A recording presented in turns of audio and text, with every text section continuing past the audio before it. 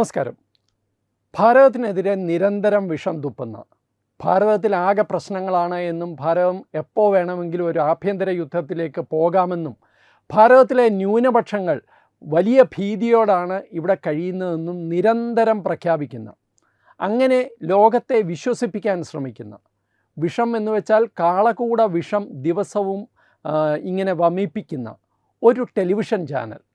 ആ ടെലിവിഷൻ ചാനലിനെ എന്തുകൊണ്ട് ഭാരത സർക്കാർ ഇതുവരെ നിരോധിക്കുന്നില്ല എന്ന് നമ്മൾ അത്ഭുതപ്പെടേണ്ടി വരും, അവർ ചെയ്യുന്ന കാര്യങ്ങൾ എന്തൊക്കെയാണ് എന്ന് കണ്ടു കഴിഞ്ഞാൽ. നമ്മളുടെ നയതന്ത്ര രംഗത്ത് പേഴ്സണ നോൺ ഗ്രേറ്റ എന്ന് പറഞ്ഞ് ഒരു ഫ്രേസ് ഉണ്ട്. അത് അനഭിമിതരായിട്ടുള്ള ആൾക്കാരെ സൂചിപ്പിക്കാൻ വേണ്ടി ഉപയോഗിക്കുന്നതാണ്. അതായത് നയതന്ത്ര രംഗത്ത് ഡിപ്ലോമാറ്റ്സായും അല്ലെങ്കിൽ വിദേശകാര്യ ഉദ്യോഗസ്ഥന്മാരായും മറ്റൊരു രാജ്യത്ത് എന്ന് പ്രവർത്തിക്കുകയും ആ പ്രവർത്തിക്കുന്ന രാജ്യത്തിൻ്റെ, ആതിഥേയ രാജ്യത്തിൻ്റെ താല്പര്യങ്ങൾക്ക് വിരുദ്ധമായി അവർ അവിടെ പല കാര്യങ്ങളും ചെയ്യുമ്പോൾ അവരെ ആ രാജ്യത്ത് നിന്ന് പറഞ്ഞു വിടാൻ വേണ്ടി ചാപ്പ കുത്തുന്നതാണ് ഈ PNG അല്ലെങ്കിൽ പേഴ്സണ നോൺ ഗ്രേറ്റ എന്ന് പറയുന്നത്. ഇത് നയതന്ത്ര രംഗത്ത് സാധ്യമാണ്, വ്യക്തികളുടെ കാര്യത്തിൽ സാധ്യമാണ്. പക്ഷേ ചാനലുകളുടെ കാര്യത്തിൽ അല്ലെങ്കിൽ മാധ്യമങ്ങളുടെ കാര്യത്തിൽ ഇത് സാധ്യമല്ല. ഒരു പക്ഷേ അത്തരമൊരു ഒഴിവിൽ പിടിച്ചു നിൽക്കുന്ന ഒരു ചാനലാണ് ഇന്ന് ഭാരതവിരുദ്ധത മാത്രം മുഖമുദ്രയാക്കിക്കൊണ്ട് ഭാരതത്തിൽ പ്രവർത്തിക്കുന്നത്. ആ ചാനലിൻ്റെ പേര് അൽ ജസീറ എന്നാണ്. അൽ ജസീറ ചാനൽ കഴിഞ്ഞ കുറേ വർഷങ്ങളായി തികച്ചും ഭാരതവിരുദ്ധ പ്രചരണത്തിൻ്റെ ഒരു വലിയ വേദിയായിട്ട് മാറുകയാണ്. അത് ഇന്നും ഇന്നലെയും തുടങ്ങിയതല്ല. ആഗോളതലത്തിൽ തന്നെ ഇസ്ലാമിസ്റ്റ് വീക്ഷണത്തിൽ ലോകകാര്യങ്ങളെ നോക്കിക്കാണുന്ന ഒരു ചാനലാണ് ഖത്തറിൽ പ്രവർത്തിക്കുന്ന, ഖത്തർ സർക്കാരിൻ്റെ ചാനൽ എന്ന് പറയാവുന്ന അൽ ജസീറ. ഖത്തർ സർക്കാരിൻ്റെ വിദേശ നയത്തോട് ചേർന്ന് നിൽക്കുന്നതാണ് ഈ അൽ ജസീറയുടെ വിദേശ നയവും.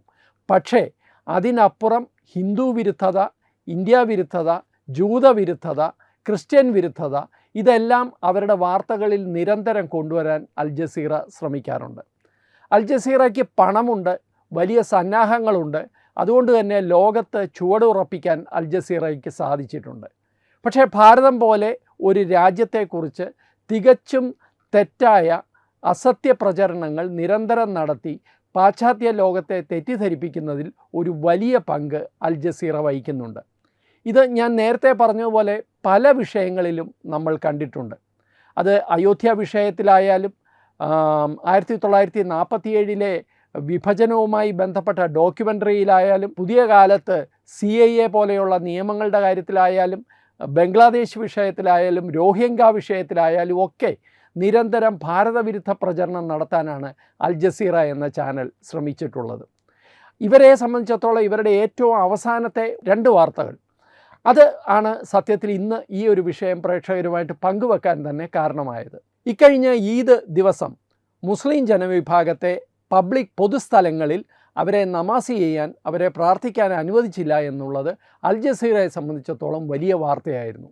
ബംഗാളിലും മഹാരാഷ്ട്രയിലും ഒക്കെ അത്തരം എതിർപ്പുകൾ ഉണ്ടാവുകയും അവർക്കൊക്കെ പ്രാർത്ഥിക്കാൻ വേറെ സ്ഥലമുണ്ട്, അവിടെ പോയി പ്രാർത്ഥിക്കുക, പൊതുസ്ഥലത്ത് അത് ചെയ്യാൻ പാടില്ല എന്ന് സർക്കാർ കർശനമായ നിലപാടെടുക്കുകയൊക്കെ ചെയ്ത സംഭവങ്ങൾ റിപ്പോർട്ട് ചെയ്തിട്ടുണ്ട്. പക്ഷേ അതെന്തോ വലിയ തോതിൽ ന്യൂനപക്ഷ പീഡനമാണ് എന്ന് പറഞ്ഞ് ഫലിപ്പിക്കാൻ ശ്രമിക്കുകയാണ് അൽ ജസീറ ചെയ്യുന്നത്.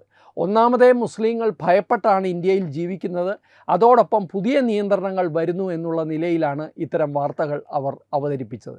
ഭാരതത്തിലെ മുസ്ലിങ്ങൾക്ക് ഭയമാണ് എന്ന നിരന്തരം നരേറ്റീവ്സ് കൊണ്ട് ഏതാണ്ട് അത് ഉറപ്പിക്കുന്ന രീതിയിലാണ് അൽ ജസീറ മുമ്പോട്ട് പോകുന്നത്.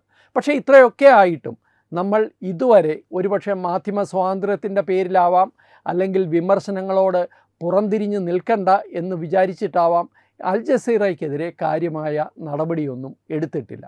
ഇത് അൽ ജസീറ ഇതും കൊണ്ട് മാത്രം ചെയ്യുന്നതല്ല. ശരിക്കും പറഞ്ഞു കഴിഞ്ഞാൽ വാർത്തകൾക്ക് വേണ്ടിയാണ് മാധ്യമ സ്ഥാപനങ്ങൾ നിലനിൽക്കുന്നതെങ്കിൽ ഇത് മതത്തിനു വേണ്ടി മാത്രം നിലനിൽക്കുന്ന, അല്ലെങ്കിൽ മതവീക്ഷണങ്ങൾ പ്രൊമോട്ട് ചെയ്യാൻ വേണ്ടി മാത്രം നിലനിൽക്കുന്ന ഒരു ചാനലാണ് അൽ ജസീറ എന്ന് പറയേണ്ടി വരും. ഒരുപക്ഷെ ലോകത്ത് തന്നെ ഭീകരവാദത്തെ എതിർക്കുന്നവരെയെല്ലാം ഇസ്ലാം വിരുദ്ധരായി ചാപ്പ കുത്തുന്നതിൽ അൽ ജസീറയ്ക്ക് വലിയൊരു പങ്കുണ്ട്. ഇസ്ലാമോഫോബിയ എന്ന വാക്ക് ലോകമാകമാനം പ്രസിദ്ധമാക്കിയത് അല്ലെങ്കിൽ കുപ്രസിദ്ധമാക്കിയത് അൽ ജസീറ എന്ന് പറയുന്ന ചാനലാണ്. ഇത് ഭാരതത്തിൽ മാത്രം ഒതുങ്ങി നിൽക്കുന്നതല്ല എന്ന് ഞാൻ സൂചിപ്പിക്കുകയാണ്. ലോകത്തിൻ്റെ വിവിധ രാജ്യങ്ങളിൽ വിവിധ പ്രദേശങ്ങളിൽ അൽ ജസീറയുടെ ഇതുപോലെയുള്ള ഓപ്പറേഷൻസ് നടന്നിട്ടുണ്ട്. സിറിയൻ വിപ്ലവത്തിന് തിരികൊളുത്തിയത് തന്നെ അൽ ജസീറ ഇങ്ങനെ നിരന്തരം നടത്തിയ റിപ്പോർട്ടിങ്ങിൻ്റെ ഫലമാണ് എന്ന് പലരും പറഞ്ഞിട്ടുണ്ട്. ഇത് സിറിയയുടെ കാര്യത്തിൽ മാത്രമല്ല, മറ്റു പല രാജ്യങ്ങളിലും, അറേബ്യൻ രാജ്യങ്ങളിൽ പോലും അൽ ജസീറ ചെയ്തിട്ടുമുണ്ട്. പക്ഷേ ആ രാജ്യങ്ങളൊന്നും ഭാരതം കാണിക്കുന്ന ഈ വിശാല മനസ്കത കാണിച്ചിട്ടില്ല. മിക്കവാറും എല്ലാ രാജ്യങ്ങളും അൽ ജസീറയ്ക്കെതിരെ നടപടിയെടുത്തിട്ടുണ്ട്.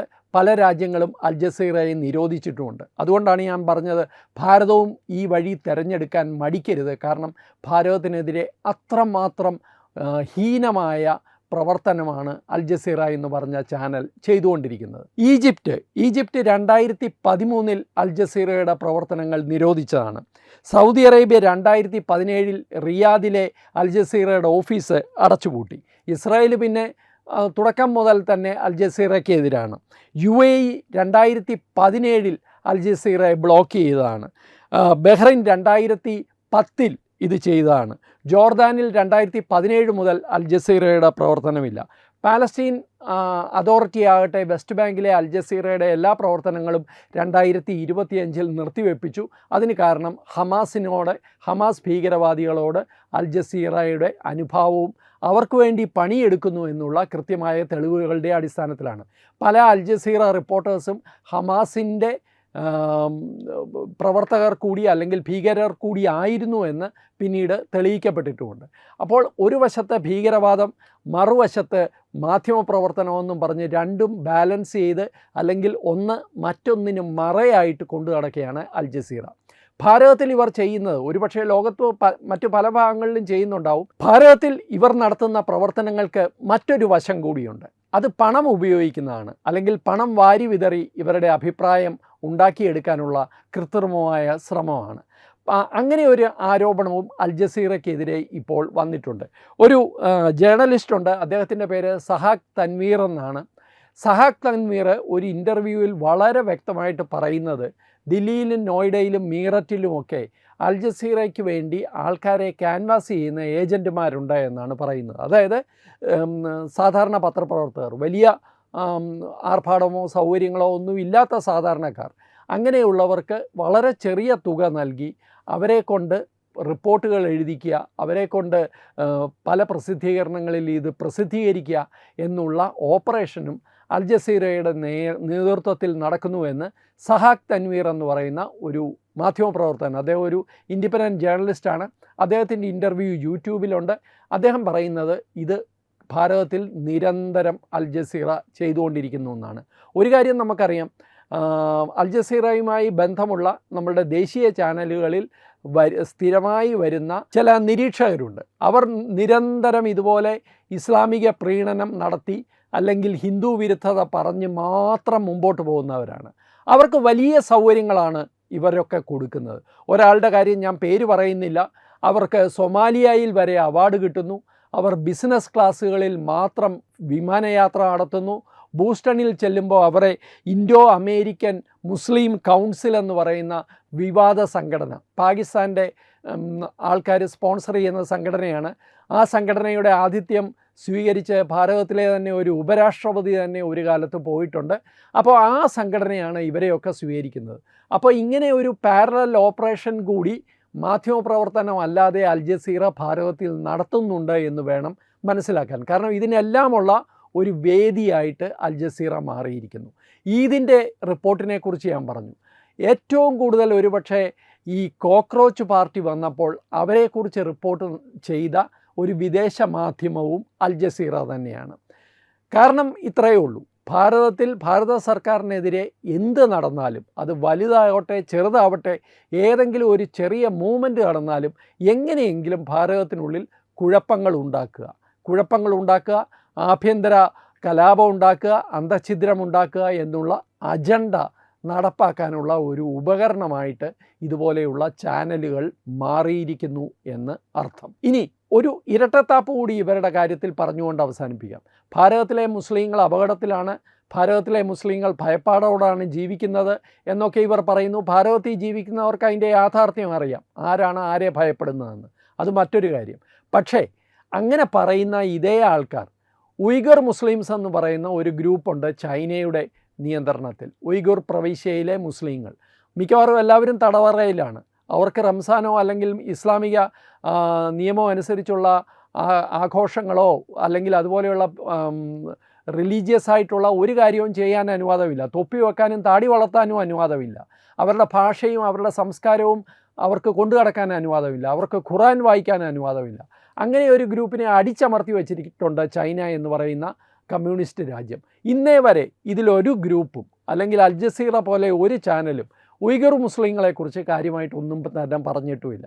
അതാണ് ഇതിലെ ഇരട്ടത്താപ്പ്. അപ്പോൾ ഇതിൽ നിന്ന് മനസ്സിലാക്കേണ്ട കാര്യം മറ്റൊന്നുമല്ല, ലക്ഷ്യം ഭാരതം തന്നെയാണ്. ഭാരതത്തിൽ കുഴപ്പങ്ങൾ ഉണ്ടാക്കുക, ഭാരതത്തിൽ ഹിന്ദു വിരുദ്ധതയുണ്ടാക്കുക, ഭാരതത്തിൽ അന്തഛിദ്രം ഉണ്ടാക്കുക. അതിന് അൽ ജസീറ പോലെ ഒരു ചാനലിന് ഇനിയും നമ്മൾ സ്വാതന്ത്ര്യം അനുവദിക്കേണ്ടതുണ്ടോ എന്ന് നമ്മൾ ആലോചിക്കേണ്ടതാണ്. ഒരിക്കൽ 2015 അൽ ജസീറയെ 5 ദിവസത്തേക്ക് ഭാരത സർക്കാർ നിരോധിച്ചതാണ്. അന്ന് കശ്മീരിൻ്റെ മാപ്പ് തെറ്റായിട്ട് പ്രചരിപ്പിച്ചു എന്നുള്ളതായിരുന്നു കാരണം. പക്ഷേ 5 ദിവസം കഴിഞ്ഞപ്പോൾ ആ നിരോധനം നീങ്ങി. ഇവിടെ അൽ ജസീറയേക്കാൾ കൂടുതൽ വിഷം മലയാളത്തിലൊക്കെ പ്രചരിപ്പിക്കുന്ന മറ്റ് ചാനലുകളുണ്ട്. അവരുടെയൊക്കെ നിയന്ത്രണങ്ങളും നിരോധനങ്ങളും ഒക്കെ ഇതുപോലെ മാറിപ്പോകുന്ന കാഴ്ചകളും നമ്മൾ കണ്ടിട്ടുണ്ട്. അതിനൊക്കെ മറ്റു പല കാരണങ്ങളും ഉണ്ടാകാം, എനിക്കതിനെക്കുറിച്ച് അറിയില്ല. പക്ഷേ ഒരു വിദേശ ചാനൽ ഭാരതത്തിനുള്ളിൽ വന്നുകൊണ്ട് ഇത്രയും പ്രശ്നങ്ങൾ ഉണ്ടാക്കുമ്പോൾ അവരെ നിലയ്ക്ക് നിർത്തേണ്ടത് നമ്മളുടെ ആവശ്യമാണ്. നമ്മൾ എത്രയും പെട്ടെന്ന് ചെയ്യേണ്ടതുമാണ്. നമസ്കാരം.